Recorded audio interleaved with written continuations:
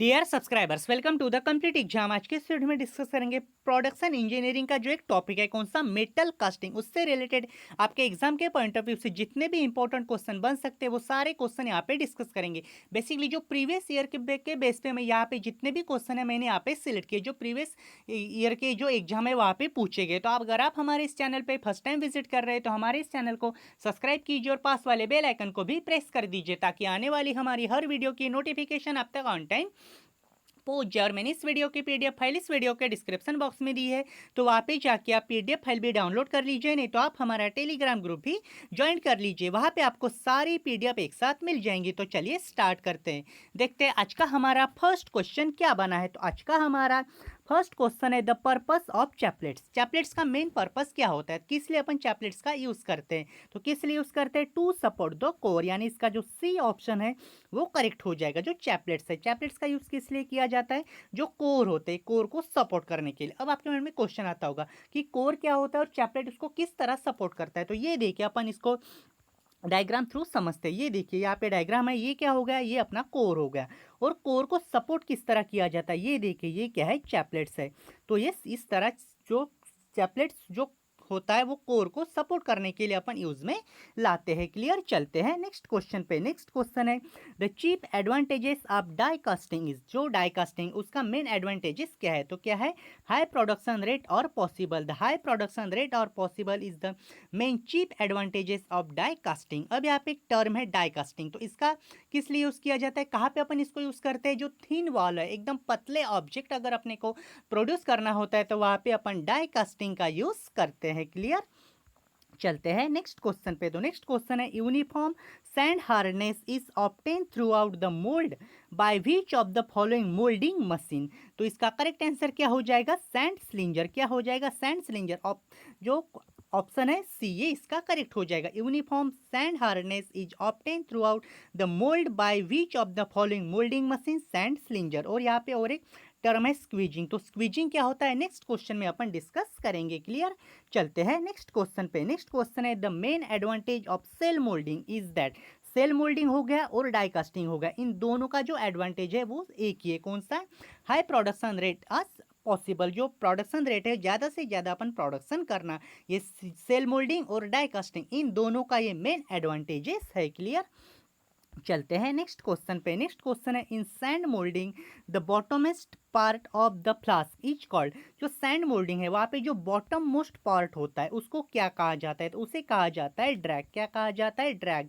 यानी इसका option number C correct हो जाएगा। अब यहाँ से तीन क्वेश्चन आपके एग्जाम में बनते हैं, तो तीन क्वेश्चन कौन से, ये देखिए मैं आपको बताता हूँ। वीडियो को आपको एंड तक जरूर देखना है, स्किप नहीं करना है।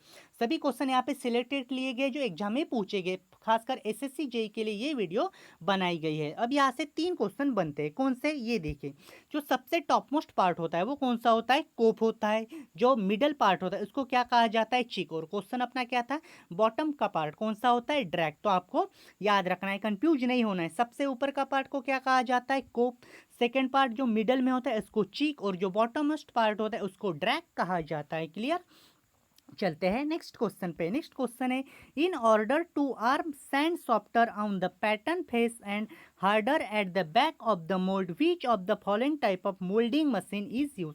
तो यहाँ पे कौन सी मोल्डिंग मशीन यूज होती है, तो यहाँ पे कौन सी मोल्डिंग मशीन यूज होती है, सैंड स्लिंजर। कौन सी मोल्डिंग मशीन यूज होती है, सैंड स्लिंजर। तो आपको ये याद रखना है। क्लियर, चलते हैं नेक्स्ट क्वेश्चन पे। नेक्स्ट क्वेश्चन है the tapper provide on pattern for its easy and clean withdrawal from the mould is called. तो इसको क्या कहा जाता है, इसको कहा जाता है ड्रॉप्ड अलाउंस। क्या कहा जाता है, ड्रॉप्ड अलाउंस। यानी इसका ऑप्शन नंबर बी सही हो जाएगा। अब यहाँ पे टर्म है ड्रॉप्ड अलाउंस, और यहाँ पे जो टैपर प्रोवाइड किया जाता है तो ये किस लिए प्रोवाइड किया जाता है, तो इसके बारे में आपको पता होना चाहिए। देखिए मैंने यहाँ पे ये आप यहाँ पे डायग्राम सेलेक्ट किया है, ये लगाया है। जो ये देखिए जो स्क्वायर टाइप ये जो डायग्राम है आपको यहाँ पे जो दिखाई दे रही है, ये जो यहाँ पे अपन कोई भी अपना मोल्टन मेटल वगैरह डालते हैं उसके बाद ये क्या हो गया, अपना प्रोडक्ट हो गया।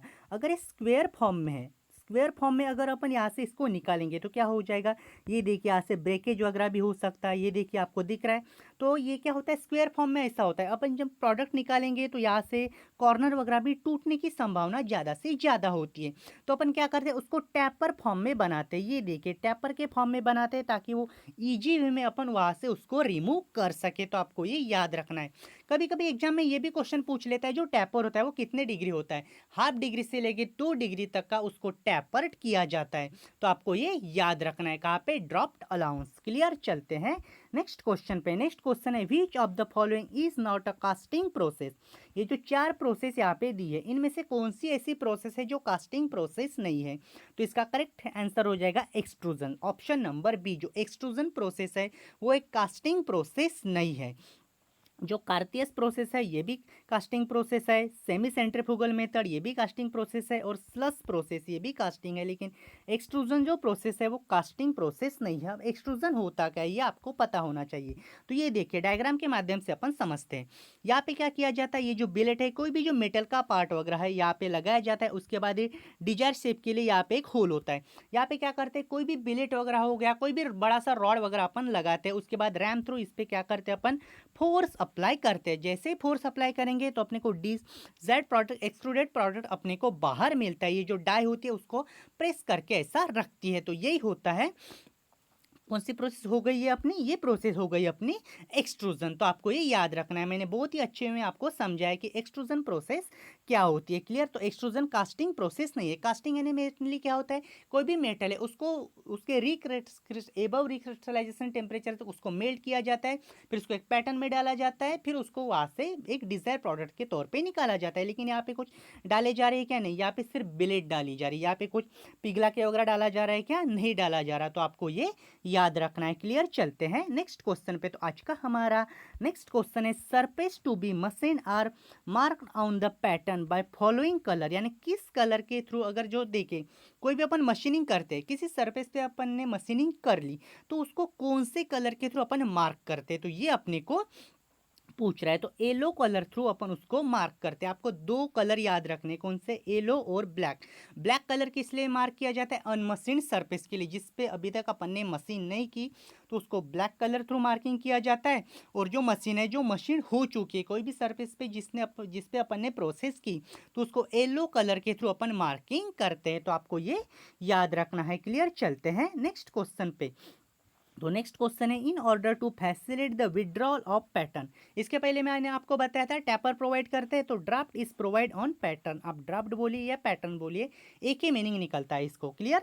अगर ड्राफ्ट की जगह पैटर्न, ड्राफ्ट की जगह अगर आपको टैपर वगैरह दिया रहे तो वो करेक्ट आंसर हो जाएगा। क्लियर, चलते हैं नेक्स्ट क्वेश्चन पे। तो नेक्स्ट क्वेश्चन है, which of the following is not casting defect. Question क्या बोल रहा है, इनमें से कौन सा है जो कास्टिंग डिफेक्ट नहीं है। तो करेक्ट आंसर हो जाएगा डी कार्बोराइजेशन। क्या हो जाएगा, डी कार्बोराइजेशन एक कास्टिंग डिफेक्ट नहीं है। जो हॉट टीयर है, स्कैब है और ब्लो होल है, ये तीनों कास्टिंग डिफेक्ट है। लेकिन जो डी कार्बोराइजेशन है ये कास्टिंग डिफेक्ट नहीं है। ये क्या है, ये फोर्जिंग डिफेक्ट है। ये फोर्जिंग के वक्त अपन जब फोर्जिंग पढ़ेंगे यहाँ पे तो उस वक्त मैं आपको बताऊंगा कि डी कार्बोराइजेशन क्या होता है। लेकिन आपको हॉट टीयर, स्कैब और ब्लो होल ये क्या होता है ये आपको जानना पड़ेगा। ये देखिए हॉट टीयर्स, मैंने यहाँ पे डायग्राम लगा रखी है, ये हॉट टीयर्स की डायग्राम। जो ऐसा अपन कोई भी जो, अगर कोई भी पैटर्न वगैरह अपने कुछ बना लिए, उसको जो डिजायर प्रोडक्ट वगैरह बना लिए, फिर उसको कूलिंग करते हैं अपन, तो कूलिंग के वक्त क्या होता है, ऐसे ब्रेकेज वगैरह फॉर्म हो जाते हैं, उसको कहते हैं हॉट टीयर्स। ब्लो होल यानी क्या होता है, जो कास्टिंग होती है, कास्टिंग के अंदर कोई भी अगर गैस वगैरह जमा हो जाती है तो वहाँ पे ब्लो होल फॉर्म हो जाता है। तो स्कैब क्या होता है ये देखिए, आप तीनों को आपने समझना है, हॉट टीयर्स, ब्लो होल्स और स्कैब, ये तीनों क्या है, कास्टिंग डिफेक्ट है। क्लियर, चलते हैं नेक्स्ट क्वेश्चन पे। नेक्स्ट क्वेश्चन है, cope is the foundry practice refer to. मैंने आपको इसके पहले कुछ 3 या 4 क्वेश्चन के पहले ही बताया, कोप, चीक और ड्रैग। तो सबसे टॉप मोस्ट पार्ट कौन सा होता है, कोप। उसके बाद कौन सा होता है, चीक, और नीचे वाला कौन सा होता है, ड्रैग। तो कोप बोल रहा है, कोप क्या है, top hub of moulding box, यानी इसका ऑप्शन बी करेक्ट हो जाएगा। क्लियर, चलते हैं नेक्स्ट क्वेश्चन पे। नेक्स्ट क्वेश्चन है, hot tears are result of which of the following. जो हॉट टीयर्स है उससे क्या होता है, उससे क्या रिजल्ट मिलता है, रिट्रेंट ऑफ कॉन्ट्रैक्शन। क्या होता है, restraint of, restraint of contraction. Clear, चलते हैं नेक्स्ट क्वेश्चन है which of the following is not foundry tool. तो यहाँ पे कौन सा बोल रहा है जो फाउंड्री टूल नहीं है, तो कौन सा है फाउंड्री टूल? एर्बोर। एर्बोर का एक फाउंड्री टूल नहीं है। एर्बोर का एक मशीनिंग टूल है जहाँ पे अपन क्या करते हैं, जो साफ्ट के ऊपर अपन माउंट करते हैं। एर्बोर का एक मशीनिंग टूल है जो साफ्ट के ऊपर उसको अपन माउंट करते हैं। अब यहाँ पे टर्म है रिडल, स्लिक और ट्रॉवेल। अब ये होता क्या है तो आपको ये समझना है। ये देखिए मैंने यहाँ पे डायग्राम लगा रखा है। रिडल्स, रिडल्स यानी क्या होता है? छलनी। छलनी का यूज़ कहाँ पे किया जाता है? आपने देखा होगा कहीं भी घर वगैरह बनाने के काम में आता है वो। छन्नी का यूज़ किस लिए किया जाता है? जो रेती वगैरह होती है, जो सैंड होते हैं उसको अपन यहाँ से छान वगैरह सकते हैं। क्यों? वहाँ पे जो मेटल के पार्टिकल होते हैं वो बड़े बड़े होते हैं, अपने को एकदम फाइन में चाहिए होता है, इसलिए अपन किसका? रिडल्स का यूज़ करते हैं। उसके बाद क्या होता है? ट्रॉवेल्स। ट्रॉवेल्स क्या है? ये देखे आप सभी ने तो ये देखे होंगे। अगर आपने नहीं देखा तो कहीं भी अगर कंस्ट्रक्शन का काम चल रहा है वहाँ पे चले जाइए, ये सभी आपको देखने को मिलेगा। क्लियर? चलते हैं नेक्स्ट क्वेश्चन पे। नेक्स्ट क्वेश्चन है the vertical passage of bringing molten metal is called. इसे क्या कहा जाता है? ये देखिए अपन डायग्राम के माध्यम से समझते हैं। अपना क्वेश्चन क्या था? Vertical passage. सबसे पहले क्या होता है? पोरिंग बेसिन होती है। तो यहाँ पे क्या करते हैं अपन? मोल्टन मेटल वगैरह पोर करते हैं। उसके बाद ये जो वर्टिकल पासेज है इसको क्या कहा जाता है? स्प्रू कहा जाता है। तो इससे क्या करते हैं? कोई भी मोल्टन मेटल है अपन यहाँ पे डालते हैं तो vertical passage is known as sprue. क्या कहा जाता है? वर्टिकल पासेज को अपन स्प्रू कहते हैं। क्लियर? उसके बाद ये जो हॉरिजेंटल पासेज है उसको क्या कहा जाता है? उसको रनर कहा जाता है। आपको याद रखना है। अगर आपसे पूछे वर्टिकल पासेज को क्या कहा जाता है तो आप क्या टिक करके आएंगे? वर्टिकल पासेज को स्प्रू कहा जाता है और जो हॉरिजेंटल पासेज है उसको रनर कहा जाता है। उसके बाद यहाँ पे टर्म है गेट। गेट यानी क्या होता है? ये अपनी क्या हो गई? ये पूरी की पूरी अपनी मोल्ड कैविटी हो गई। मोल्ड कैविटी में जो कोई भी जो अपन पोर करते हैं, जो कोई मोल्टन मेटल पोर करते हैं तो उसकी एंट्री होती है कहाँ पे? मोल्ड कैविटी में। उसको क्या कहा जाता है? उसको गेट कहा जाता है। अब यहाँ पे और एक टर्म है राइजर। राइजर का काम क्या होता है? अपन यहाँ पे जो मोल्ड कैविटी में अपन जो कोई भी मोल्टन मेटल डाले वो आ जाता है। तो उसके बाद कूल होने के बाद क्या होता है? जो मोल्टन मेटल होता है वो श्रिंकेज हो जाता है। जो राइजर में जो कोई भी मोल्टन मेटल होता है वो नीचे की तरफ आता है और श्रिंकेज होने नहीं देता। वहाँ पे जो एक्स्ट्रा कोई भी अगर मोल्टन मेटल रहा तो वहाँ पे उसको प्रोवाइड करता है। तो यहाँ से आपके 3 या 4 क्वेश्चन बनेंगे। सबसे पहले क्वेश्चन कौन सा बनेगा? सबसे पहले क्वेश्चन बनेगा वर्टिकल पासेज जिसे क्या कहा जाता है? स्प्रू कहा जाता है। हॉरिजेंटल पासेज जिसे क्या कहा जाता है? रनर कहा जाता है। गेट किसे कहा जाता है? जो एंट्री होती है किसकी? मोल्टन मेटल की कहाँ पे? मोल्ड कैविटी में, उसको गेट कहा जाता है। 3 क्वेश्चन यही बन गए। और राइजर, राइजर का काम क्या होता है? जो एक्स्ट्रा मोल्टन मेटल है वो प्रोवाइड करता है। जब श्रिंकेज हो जाता है धीरे धीरे अपना जो कोई भी मोल्टन मेटल है वो ठंडा हो जाता है तो वो श्रिंकेज होना स्टार्ट कर देता है। तो वहाँ पे राइजर के अंदर जो मोल्टन मेटल होता है वो काम में आता है। क्लियर? चलते हैं नेक्स्ट क्वेश्चन पे। तो नेक्स्ट क्वेश्चन है the process of pouring molten metal in the mould cavity by metallic mould by gravity. आपको एक टर्म याद रखनी है, बाय द ग्रेविटी। अगर ग्रेविटी पूछा जाए तो आपको आंखें बंद करके परमानेंट मोल्ड कास्टिंग के ऊपर टिक कर देना है। क्लियर? यहाँ पे ज्यादा कुछ समझने लायक कुछ नहीं है। नेक्स्ट क्वेश्चन देख लेते हैं। नेक्स्ट क्वेश्चन है cupola is best suited for melting. आपको ये भी क्वेश्चन सिर्फ रटना है, यहाँ पे कुछ समझने लायक नहीं। कपोला, कपोला फर्नेस का आपने नाम सुना होगा, तो किस लिए? फेरस मेटल के लिए कपोला का यूज किया जाता है। क्लियर? चलते हैं नेक्स्ट क्वेश्चन पे। नेक्स्ट क्वेश्चन है permeability of foundry sand is. Permeability क्या है फाउंड्री सैंड की? तो इसका करेक्ट आंसर हो जाएगा porosity to permit escape of gases and air. अब यहाँ पे टर्म है परमेबिलिटी। अब ये क्या होता है? आप सभी ने तो नाम सुना होगा परमेबिलिटी। दो टाइप के ग्रेन होते हैं। एक कौन सी ग्रेन होती है? एक फाइन ग्रेन और कोर्स ग्रेन। जो फाइन ग्रेन है उसकी जो परमेबिलिटी है वो कम होगी। क्यों? अब देखिए जो फाइन ग्रेन है एकदम छोटे छोटे छोटे छोटे ऐसे ग्रेन एक दूसरे को चिपके हुए, तो यहाँ पे जो कोई भी गैस वगैरह होगी तो एस्केप होगी क्या? नहीं होगी। तो जो फाइन ग्रेन है उसकी परमेबिलिटी क्या होती है? कम होती है। और जो कोर्स ग्रेन है ऐसे बड़े बड़े यहाँ पे ऐसे ग्रेन लगे तो यहाँ से क्या होगा? जो गैस वगैरह इजीली एस्केप होके बाहर निकल जाएगी। तो आपको ये डिफरेंस याद रखना है। और परमेबिलिटी क्या होती है? Porosity to permit escape the gases and air. Clear? चलते हैं नेक्स्ट क्वेश्चन पे। नेक्स्ट क्वेश्चन है परमेबिलिटी इज पुअर फॉर। मैंने आपको इसके पहले क्वेश्चन में बताया एक फाइन ग्रेन होता है कोरस ग्रेन होता है। तो परमेबिलिटी पुअर किसके लिए पुअर होगी? आप कमेंट करके बताएंगे कि इस क्वेश्चन का आंसर क्या होगा। ये आप सभी के लिए आज का होमवर्क है। इसके पहले वाले क्वेश्चन मैंने पूरा एक्सप्लेन कर दिया है। क्लियर? तो इसका आंसर आपको कमेंट करके बताना है। क्लियर? चलते हैं नेक्स्ट क्वेश्चन पे। नेक्स्ट क्वेश्चन है metal pattern are use for. जो मेटल पैटर्न है उसका यूज़ किया जाता है किस लिए? Large scale production of casting. जो कास्टिंग है large scale production of casting के लिए मेटल पैटर्न का यूज़ किया जाता है। अब मेटल पैटर्न का यूज़ किया क्यों किया जाता है? वैक्स के पैटर्न होते हैं, वुड के पैटर्न होते हैं, लेकिन मेटल पैटर्न क्या होता है? अपन मोल्टन मेटल डालते हैं तो मोल्टन मेटल क्या होता है? ऑब्वियसली गर्म होता है, तो मेटल को कुछ वो यानी डिस्ट्रॉय वगैरह करने वाला है क्या? उस पर कुछ इफेक्ट करने वाला है क्या? नहीं करने वाला। अगर वुडन पैटर्न में डाल दिए तो क्या हो जाएगा? वो जलना स्टार्ट कर देगा। इसलिए जो मेटल पैटर्न होते हैं वो लार्ज स्केल प्रोडक्शन कास्टिंग के लिए यूज किया जाता है एज कंपेयर टू वुड और वैक्स कास्टिंग। क्लियर? चलते हैं नेक्स्ट क्वेश्चन पे। नेक्स्ट क्वेश्चन है binder in case of synthetic sand use for moulding. इसका करेक्ट आंसर क्या हो जाएगा?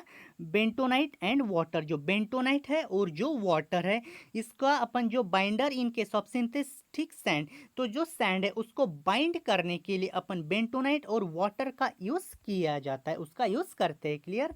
नेक्स्ट क्वेश्चन देख लेते हैं। नेक्स्ट क्वेश्चन है the shape and size of sand grain. क्या बोल रहा है? Shape and size of sand grain affect the following property.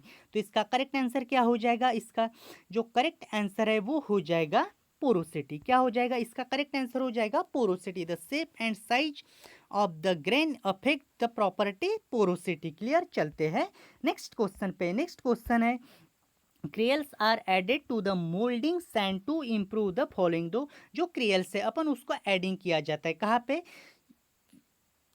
क्रियल्स है उसको मोल्डिंग सैंड में अपन ऐड करते हैं। किस लिए ऐड करते हैं? ग्रीन स्ट्रेंथ के लिए। किस लिए? ग्रीन स्ट्रेंथ के लिए। अब यहाँ पे टर्म है ग्रीन स्ट्रेंथ। तो अब इसका मतलब क्या होता है? इसका मतलब आपको पता होना चाहिए। तो इसका मतलब क्या होता है? दो टाइप की सैंड होती है, एक ड्राई सैंड और एक क्या होती है? वेट सैंड होती है। तो वेट सैंड को ग्रीन सैंड कहा जाता है, आपको ये याद रखना है। और जो सैंड है, सैंड की जो स्ट्रेंथ है उसको इम्प्रूव करने के लिए अपन क्या यूज करते हैं? सीरियल्स अपन यूज करते हैं। क्लियर? चलते हैं नेक्स्ट क्वेश्चन पे। नेक्स्ट क्वेश्चन है plastic toys are usually produce by using. जो प्लास्टिक के जो टॉयज है उसका अपन यूज करते हैं किस लिए? उस जो प्लास्टिक टॉय है वो किसके द्वारा प्रोड्यूस किया जाता है? तो वो किया जाता है इंजेक्शन मोल्डिंग के द्वारा। आपको सीधे सीधे ये याद रखना है। क्लियर? चलते हैं नेक्स्ट क्वेश्चन पे। नेक्स्ट क्वेश्चन है to improve the surface finish of casting. जो कास्टिंग है उसकी सरफेस फिनिश को इम्प्रूव करने के लिए the following additive use in the moulding sand. Correct answer is resin. Resin का यूज किया जाता है किस लिए? सरफेस फिनिश को इम्प्रूव करने के लिए। क्लियर? चलते हैं नेक्स्ट क्वेश्चन पे। नेक्स्ट तो आज का हमारा नेक्स्ट क्वेश्चन है non uniform ramming of moulding sand may lead to the following casting defect. तो इसका करेक्ट आंसर क्या हो जाएगा? Blow hole. देखिए जो अपन सैंड है, अगर देखिए पैटर्न के अंदर देखिए अगर कहीं भी सैंड वगैरह होती है तो उसको क्या करना पड़ता है? अपन को सबसे पहले रेमिंग करनी पड़ती है। अगर अपन ने प्रॉपर रेमिंग किया ही नहीं तो वहाँ पे क्या हो जाएगा?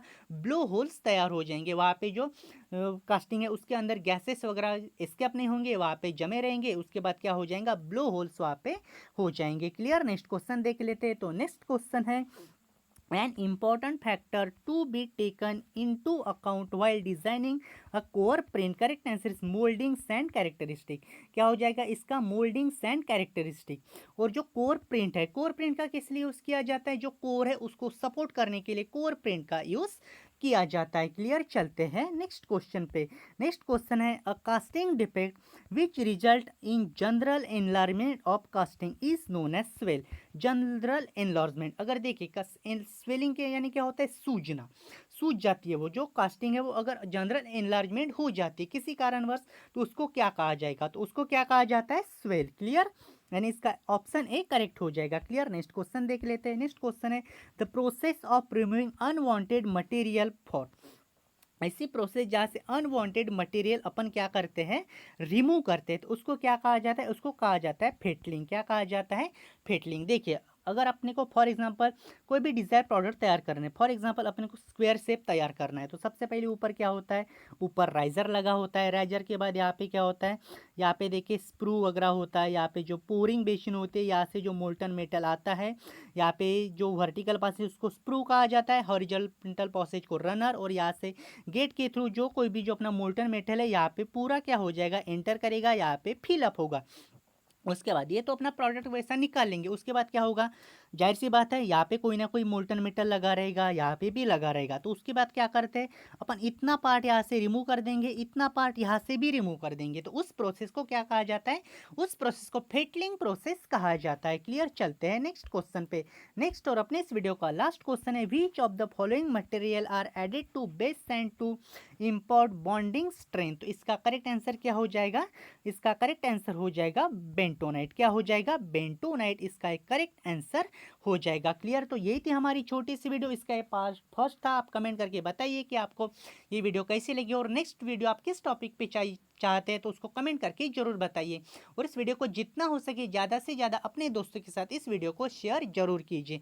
Clear. Thanks for watching this video. Complete exam always with you.